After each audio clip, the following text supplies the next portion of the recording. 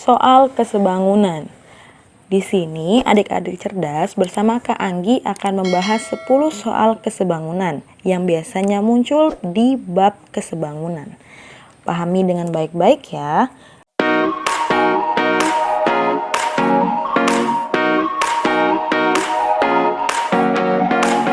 Untuk soal pertama, bila kedua segitiga berikut sebangun, maka berlaku titik. Nah, ini adalah bentuk soal esai di mana adik-adik akan menuliskan syarat-syarat kesebangunan. Nah, ingat apa saja syaratnya. Yang pertama, sudut-sudut yang bersesuaian sama besar. Kita akan menentukan sudut-sudut yang bersesuaian. Misal nih ya, yang pertama adalah sudut dengan besar X derajat pasti sama besar juga dengan lambang yang X derajat. Artinya sudut B sama dengan sudut D. Kemudian untuk sudut yang simbol lingkaran ini sama saja dengan yang simbol lingkaran. Berarti sudut C sama dengan sudut E. Dan terakhir sudut yang tidak ada simbol sama dengan sudut yang tidak ada simbol. Berarti sudut A sama dengan sudut F di sini. Kemudian syarat kedua, sisi-sisi yang bersesuaian sebanding. Nah, ini adik-adik harus menentukan sisi mana saja yang bersesuaian. Ciri-cirinya menentukan dari mana ke mana. Contoh ya, yaitu BC di sini, dari X ke lingkaran. Berarti sama ya, dari X ke lingkaran. Berarti BC per DE. Kemudian CA dari lingkaran ke yang kosong, lingkaran ke yang kosong, E ke F, CA per EF. Lalu yang terakhir AB dari yang kosong ke X, ini kemudian sama juga dari kosong yang ke X, berarti AB per FD. Lalu kita masukkan panjang sisinya, BC ini A cm, per DE ini F, A per F, sama dengan CA ini B, EF ini adalah D, B per D, sama dengan AB adalah C, dan FD-nya yaitu E, berarti C per E. Dari dua syarat ini telah terpenuhi, berarti segitiga BCA sebangun dengan segitiga DEF. Sampai sini jelas? Jawabannya cukup panjang ya, namun ternyata mudah. Untuk soal nomor 2. Di bawah ini bangun yang pasti sebangun kecuali. Nah, ini soal pilihan ganda. Adik-adik harus mengingat kembali bentuk-bentuknya.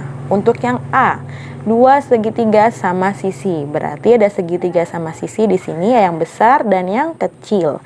Ingat bahwa segitiga sama sisi memiliki besar sudut yang sama, yaitu 60 derajat. Semuanya di sini 60 derajat. Dengan panjang sisi yang juga sama. Misalkan yang panjang sisi yang besar adalah A, yang kecil yaitu B. Kita buat perbandingannya, berarti A per B sama dengan A per B sama dengan A per B. Karena perbandingannya sama dan sudutnya sama, berarti segitiga sama sisi pasti sebangun. Lanjut yang B, dua persegi. Nah, persegi ini sudutnya juga sama. Berapa? 90 derajat. Oke. Misalkan panjang yang persegi besar adalah C dan persegi kecil adalah D. Kita buat perbandingan, berarti C per D sama dengan C per D sama dengan C per D sampai 4 kali. Karena perbandingannya sama dan besar sudutnya juga sama, berarti dua persegi ini pasti sebangun. Kemudian dua segi 5 beraturan. Nah, kalimatnya ada yang beraturan, artinya panjang sisinya sama semua ya. Nah, adik-adik perlu diketahui bahwa besar sudutnya pun sama, yaitu 72 derajat. 72 derajat. Jadi semua sudutnya ini besarnya sama, 72 derajat. Misalkan panjang sisinya yang segi 5 beraturan adalah E, yang kecil ini F. Dibuat perbandingan, berarti E per F sama dengan E per F sampai 5 kali karena sama semua. Karena perbandingannya sama dan besar sudutnya juga sama, maka dua segi 5 beraturan tersebut adalah sebangun.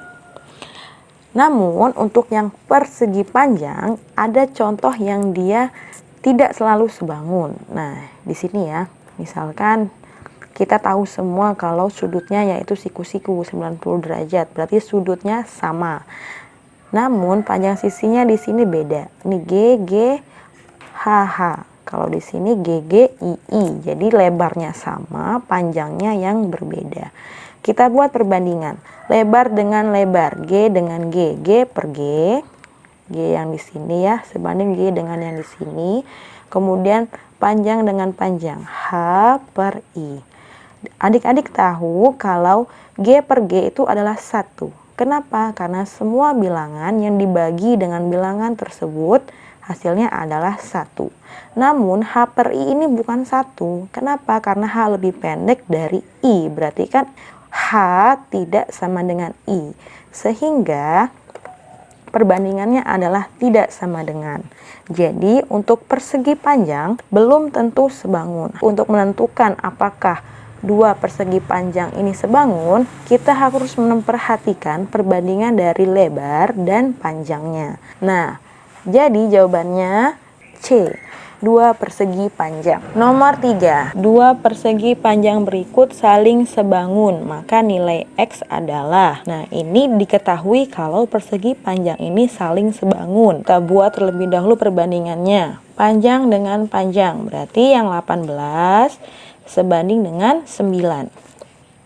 Lebar dengan lebar, yang X sebanding dengan 5.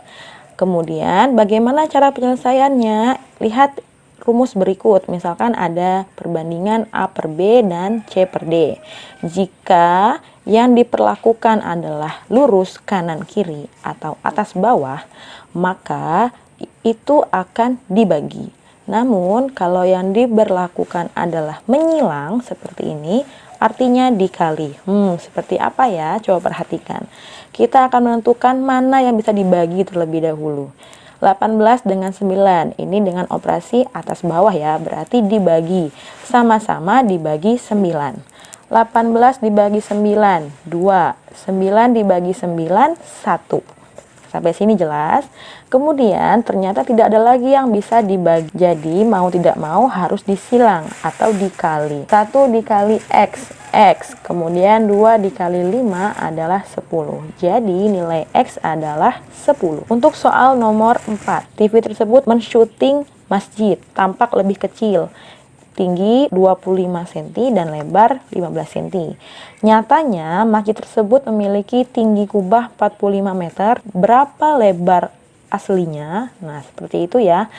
Pertama-tama kita buat perbandingannya terlebih dahulu. Tinggi dengan tinggi 25 per 45 ribu. Kenapa? Karena satuannya dari meter ke sentimeter. Kemudian lebar dengan lebar 15 per X. Lalu ingat kembali bahwa kalau ada operasi yang lurus seperti ini, artinya dibagi. Kalau yang menyilang, artinya dikali. Nah, kita coba ya, mana nih yang bisa kita bagi? Bisa saja 25 dengan 45.000, bisa juga 25 dengan 15. Di sini saya coba yang 25 dengan 15, kanan kiri. Dibagi, sama-sama dibagi 5. 25 dibagi 5, 5. 15 dibagi 5, 3. Sampai sini jelas. Kemudian atas bawah 5 dan 45.000 sama-sama dibagi 5. 5 bagi 5, 1. 45.000 dibagi 5, 9.000. Setelah itu kita kali silang. 1 dikali X, X. Dan 3 dikali 9.000 hasilnya 27.000 cm. Ubah ke meter berarti 27 meter. Jadi lebar kubah masjid tersebut adalah 27 meter. Nomor 5. Anandia sedang berusaha mengukur tinggi pohon menggunakan konsep kesebangunan. Nah, jadi dia berdiri di sini dan dia ingin mengukur tinggi pohon. Pada pengamatannya, panjang bayangan pohon adalah 6 meter. Di sini ya, 6 meter bayangannya. Jika tinggi badan Anandia adalah 1,5 meter dan panjang bayangannya adalah 2 meter, maka tinggi pohon ini berapa? Kita buat dulu perbandingannya. Misal ya, tinggi dengan tinggi berarti 1,5 dengan T. Tinggi Anandia per tinggi pohon sama dengan bayangan 2 per 6. Jadi jangan sampai terbalik ya. Yang kita ucapkan di atas adalah tinggi si anak atau anandia, dan yang bawah adalah tinggi pohon. Berarti yang sebelah sini juga merupakan bayangan pohon, yang di atas merupakan bayangan anak. Sampai sini kita ingat kembali rumusnya. Kita bagi terlebih dahulu 2 dan 6. Sama-sama dibagi 2. 2 bagi 2, 1. 6 bagi 2, 3. Kemudian dikali silang.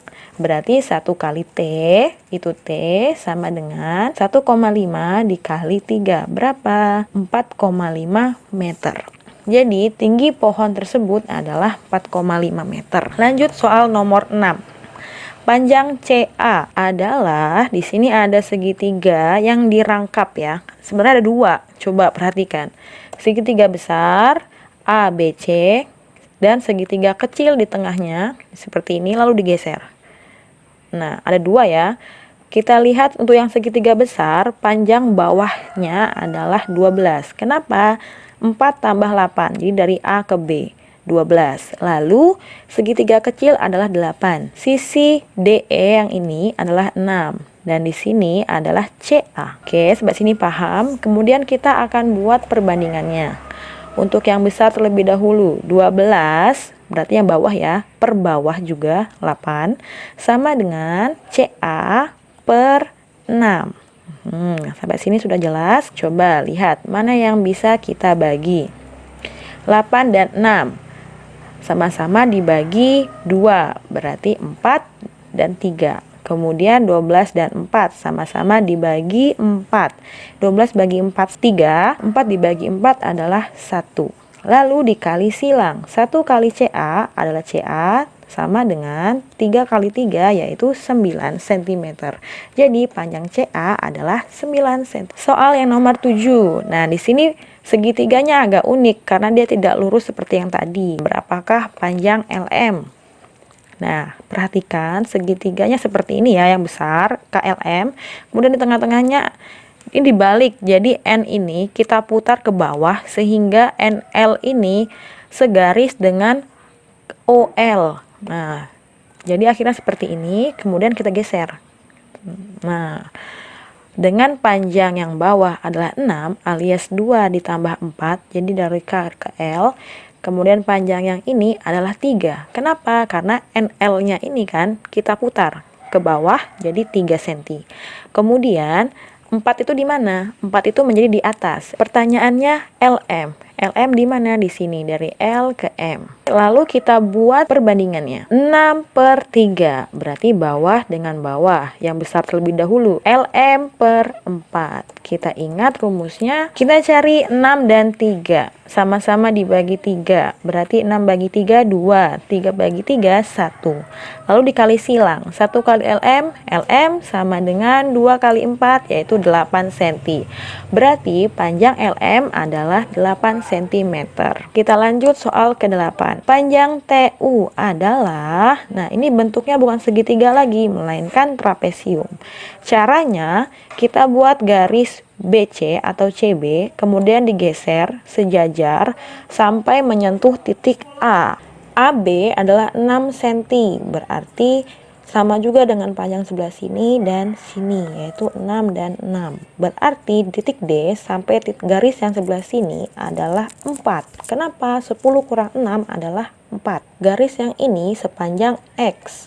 Nah, kemudian segitiga besar yang ini ya, kita pindah. Lalu segitiga kecil juga kita pindah. Nah, untuk segitiga besar, panjang yang bawah adalah 4 dan panjang yang sesisi miringnya adalah 8. Dari mana? Yaitu dari 6 ditambah 2, yaitu 8. Untuk segitiga yang kecil, panjang sisi bawahnya adalah X dan sisi miringnya adalah 2. Dari sini kita bisa membuat perbandingannya, yaitu 8 sisi miringnya per 2 sama dengan bawah 4 per X. Untuk yang ini 8 per 2 sama dengan 4 per X. Kita bagi terlebih dahulu 8 dengan 4. Sama-sama dibagi 4. 8 dibagi 4, 2. 4 bagi 4, 1. Kemudian 2 dengan 2 juga sama.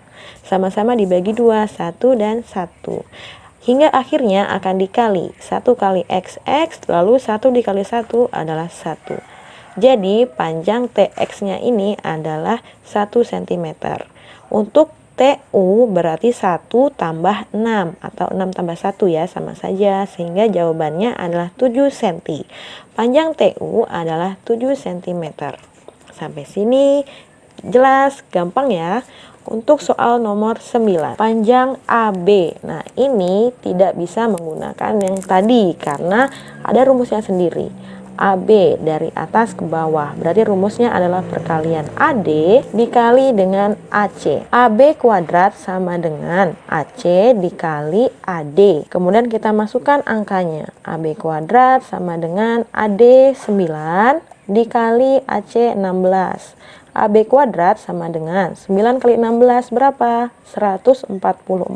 AB sama dengan akar dari 144, yaitu 12 cm. Untuk soal nomor 10, panjang DE. DE di sini sebanding dengan AB. 4 berarti dari B ke O, dari siku-siku ke pusat, berarti sama, siku-siku ke pusat juga, 12.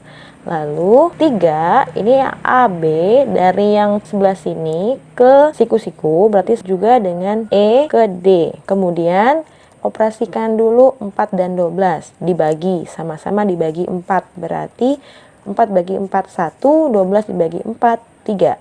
Kemudian dikali silang. 1 kali DE adalah DE, 3 kali 3 adalah 9. Jadi panjang DE adalah 9 cm.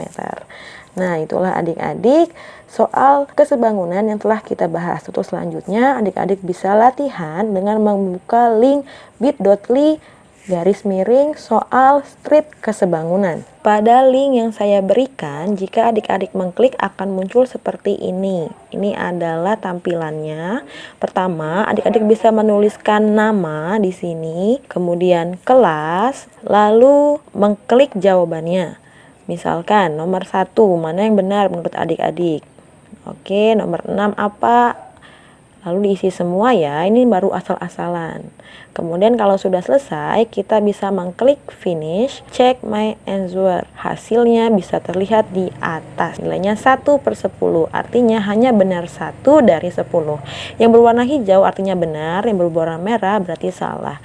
Adik-adik bisa mengulangnya lagi dengan mengklik refresh di sini, lalu ulang lagi, tulis nama dan kelas dan mengklik jawabannya. Sampai situ jelas? Semangat belajar, sehat selalu, salam sahabat cerdas.